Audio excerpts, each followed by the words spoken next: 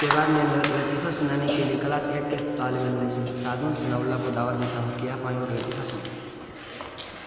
अस्सलाम वालेकुम। उस्ताद शागिर्द से कहता है, वो कौन सा तरीक़ा है जिससे सवाल जल्द हल हो जाता है? तो शागिर्द कहता है, नक़ल से। उस्ताद शागिर्द से फिर से कहता है, सबसे ज़्यादा सोना कहाँ मिलता है? तो शागिर्द कहता है, चारपाई पर। खान साहब मौलवी से कहता है, क्या जन्नत में नस्वार मिलता है?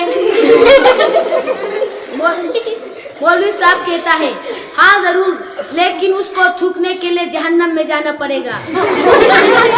उस्ताद शागिर्द से कहता है, अगर तुम्हारे पास 2 सेब हो और तुम्हारे यहाँ 2 मेहमान आए तो तुम क्या करेगा?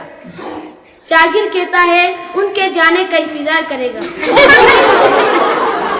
बीवी मियाँ से कहता है, आपने जो गुलाब की कलम लगाई थी उसके जड़ अभी तक पैदा नहीं हुई। मियाँ कहता है, तुम्हें कैसे मालूम? तो बीवी कहता है, मैं रोजाना उसको निकाल के देखता हूँ। एक शख्स दूसरे से कहता है, मैंने आज एक बड़े आदमी की जेब काटी है। तो दूसरे शख्स बोलता है, कमाल है, आखिर कैसे? पहला शख्स कहता है, मैं दर्जी हूँ।